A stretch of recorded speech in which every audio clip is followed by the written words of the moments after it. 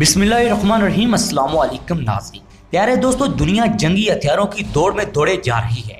तरह तरह के जंगी हथियार बनाए जा रहे हैं जिनकी कई एक इकसाम मंजरे आम पर आ भी चुकी हैं। आज हम आपको हथियारों की सबसे ज्यादा मोहलिक किस्म के बारे में बताएंगे। तो प्यारे दोस्तों, इस हथियार का नाम है बायो वेपन। आपको बताएंगे कि बायो वेपन क्या है, इनको कैसे इस्तेमाल किया जाता है और क्या पाकिस्तान के पास कोई बायो वेपन है, और दुनिया की 3 मशहूर एजेंसियों ने पाकिस्तान के बायो वेपन पर क्या रिपोर्ट दी है। लेकिन अपना तबसरा शुरू करने से पहले चैनल पर नए शामिल होने वाले दोस्तों से मुतबाना गुजारिश है कि आप दोस्त हमारे चैनल को सब्सक्राइब कर लें और साथ मौजूद बेल के आइकन पर भी क्लिक कर दें ताकि हमारी हर नई आने वाली वीडियो का नोटिफिकेशन आप दोस्तों को आसानी से मिलता रहे। नीज हमारी काविशों का सिला इस वीडियो को ज्यादा से ज्यादा लाइक और दोस्तों के साथ शेयर करके जरूर दीजिएगा। आखिर में आपसे इतनी सी गुजारिश है कि हमारी वीडियो को आखिर तक जरूर देखिएगा ताकि आप बायो वेपन के बारे में जान सकें। तो आइए दोस्तों, चलते हैं आज के दिलचस्प और अहम मौजू की जानिब। प्यारे दोस्तों, बायो जंग में कोई गोलियां या बंदूकें नहीं चलाई जाती, बल्कि जरासीम की मदद से दुश्मन का मुकाबला किया जाता है।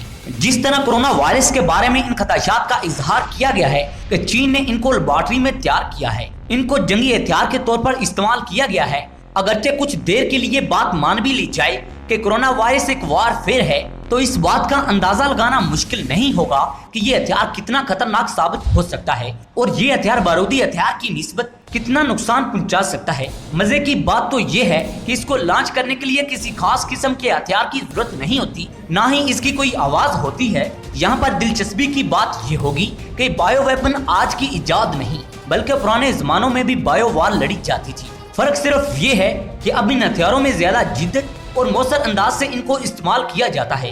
कदीम जमाने में जब कोई फौज किसी जगह मासूर होकर खुद को महफूज कर लेती तो बारूनी तौर पर मौजूद दुश्मन मुख्तलिफ किस्म की जड़ी बूटियों को जलाकर इनके धुएं को किले के अंदर फेंक देते, जिससे फौजियों की सांस रुकने लगती और वो अपनी जान बचाने के लिए किले से बाहर निकलने पर मजबूर हो जाती और दुश्मन इन पर काबू पा लेता। इसके अलावा शहद की मक्खियों से भी इस तरह का काम लिया जाता था। किले के अंदर शहद की मक्खियों के छत्ते फेंके जाते जो फौजियों को काट काट कर भगा देती और दुश्मन किले से बाहर निकलने पर मजबूर हो जाता। इस तरह वो तलवारें और दूसरे हथियार तो चला नहीं सकते थे। प्यारे दोस्तों, आपको बताते चलें कि तुर्कों और मंगोलों की जंग में भी बायो वेपन इस्तेमाल हुए। तुर्कों और मंगोलों ने मरे हुए जानवरों के ढांचों को बतौर बायो वेपन इस्तेमाल किया और दुश्मन पर तौन ज़्यादा लाशें फेंकी गई, जिनके असरात से फौजियों में भी तौन फैल गई और बेशुमार फौजी लुकमा अजल बन गए। इस तरह का एक हमला ग्रेट नॉर्दर्न वॉर में रूस की जानिब से किया गया, जिसने स्वीडन पर किया था।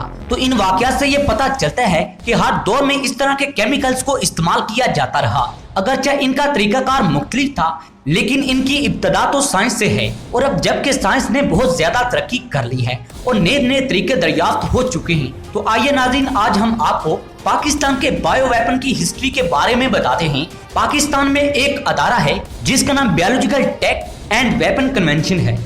प्यारे दोस्तों, 1972 में दुनिया के तमाम मुल्कों ने एक कन्वेंशन पर दस्तखत किए थे, जिनमें बिलाशुबा पाकिस्तान भी शामिल था। इस कन्वेंशन में इस बात का वादा किया गया कि कोई मुल्क भी बायो वेपन्स को बतौर हथियार इस्तेमाल नहीं करेगा और बाद में अक़वाम मुत्तहिदा की जानिब से बायो वेपन बनाने पर पाबंदी भी लगा दी गई। लेकिन बाज़ ममालिक ने खुफिया तौर पर इन पर काम शुरू रखा।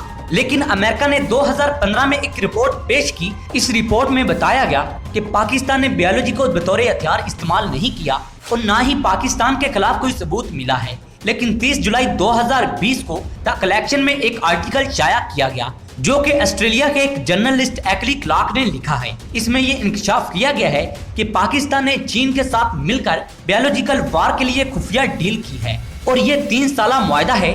इसमें मजीद ये भी कहा गया कि इस मुआहदे में एक खतरनाक हथियार इंथ्रैक्स पर काम शुरू कर दिया गया है। प्यारे दोस्तों, आपको ये बताते हैं कि इंथ्रैक्स असल में है क्या। इंथ्रैक्स एक वायरस है जो कि बैक्टीरिया की वजह से पैदा होता है और ये बैक्टीरिया कुदरती तौर पर पाया जाता है। इसको किसी भी वक्त किसी इंसान या किसी जानवर में मुंतकिल किया जाए तो इसके वर्क की निशानी ये होती है कि उस जानवर या इंसान की स्किन में शदीद सूजन होती है और शदीद दर्द उठता है और सांस लेने में भी दुश्वारी होती है। अगर बर वक्त इसको एंटीडोज ना दी जाए तो मौत भी वाक़ई हो सकती है और अगर इसको जंगी हथियार के तौर पर इस्तेमाल किया जाए तो ये जानवरों और इंसानों को हिला कर रख सकता है। اس کے گہرے اثرات فصلوں پر بھی پڑتے ہیں، جیسے کسی ملک میں قحط پھیلانے کے لیے۔ اس کے بارے میں اگر تاریخ کا جائزہ لیں تو اس کے اثرات بہت گہرے ملتے ہیں۔ تاریخ میں اس کا ذکر ملتا ہے، جیسا کہ آپ کو پہلے بھی بتایا گیا ہے کہ مرے ہوئے جانوروں کو بطور ہتھیار استعمال کیا جاتا رہا، اور اس وقت بھی انتھریکس کو بایو ایجنٹ کے طور پر استعمال کیا جاتا رہا۔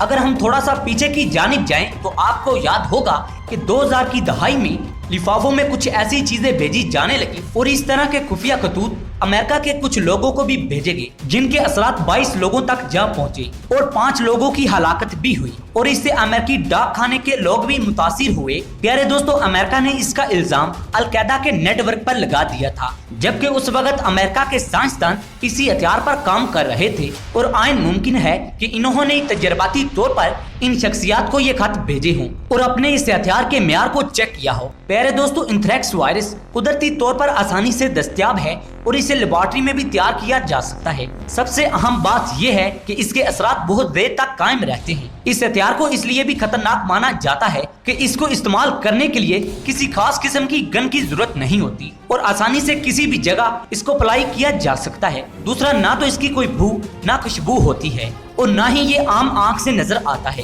عین ممکن ہے اس کو کھانے کے پاؤڈر کے ساتھ بھی ملا کر یا پانی میں بھی حل کر کے استعمال کیا جا سکتا ہو۔ آسٹریلیا کے جرنلسٹ نے یہ بھی کہا ہے کہ یہ خفیہ ڈیل پاکستان آرمی کے DSO اور چین کے ووہان ادارے کے درمیان ہوئی ہے۔ ووہان ادارہ چین کا وہی ادارہ ہے جس کے بارے میں یہ کہا جاتا ہے کہ اس نے کورونا کو دریافت کیا ہے اور پوری دنیا میں پھیلایا ہے۔ اور خیال یہ بھی کیا جا رہا ہے کہ پاکستان اور چین مل کر جس پروجیکٹ پر کام کر رہے ہیں، اس کے تمام اخراجات چین ہی برداشت کر رہا ہے، اور یہ ظاہر کیا جا رہا ہے کہ اس پروگرام کو بیماریوں کی روک تھام کے لیے لانچ کیا گیا ہے۔ انہوں نے یہ بھی کہا کہ پاکستان بھی اس وار کا حصہ ہے۔ اب ان دونوں ملکوں نے دنیا کو اچھا امیج دکھانے کے لیے بیماریوں کی روک تھام کے نام سے یہ پروجیکٹ شروع کیا ہے، حالانکہ پاکستان اور چین اس پر پہلے خفیہ طریقے سے بھی کام کر رہے تھے۔ پیارے دوستو، اگر واقعی ایسی بات ہے تو پاکستان ان کو بیماریوں کے خلاف اور وارفیئر کے طور پر استعمال کرے گا۔ پیارے دوستو، اس رپورٹ میں یہ بھی کہا گیا کہ پاکستان اور چین نے مل کر بیکٹیریا کی اس قسم پر کامیاب تجربہ کر لیا ہے، اور اب اس وائرس سے اپنی عوام کو بچانے کے لیے اس پر کام کیا جا رہا ہے، یعنی اس کا توڑ بھی نکالا جا رہا ہے۔ یہ دونوں ملک کافی دیر سے اس پروجیکٹ پر کام کر رہے تھے، اور ظاہری سی بات ہے کہ یہ دونوں ملک خفیہ طریقے سے ان پر کام کر رہے ہیں۔ دوستو، یہ تو تھی ایجنسیوں کی رپورٹ۔ اگر اپنے تجزیے کے مطابق دیکھا جائے کہ پاکستان اور چین ایٹم بم بنا سکتے ہیں تو ان کے لیے بایو ویپن بنانا کوئی بڑا کام نہیں، لیکن یہ کہنا کہ کورونا وائرس چین کی جانب سے پھیلایا گیا ہے تو یہ درست بات نہ ہوگی۔ آج کی اس اپڈیٹس میں اتنا ہی۔ آپ دوستوں سے گزارش ہے آپ بھی اس ٹاپک پر اپنی رائے کا اظہار کمنٹ باکس میں ضرور کیجیے گا۔ پیارے دوستوں، ویڈیو پسند آنے کی صورت میں اسے لائک کیجیے گا، دوستوں کے ساتھ شیئر کیجیے گا، اور کمنٹ سیکشن میں پاک چین دوستی زندہ باد کا نعرہ بھی ضرور لگائیے گا۔ اگلی ویڈیو تک اپنے میزبان کو اجازت دیں۔ پاکستان زندہ باد۔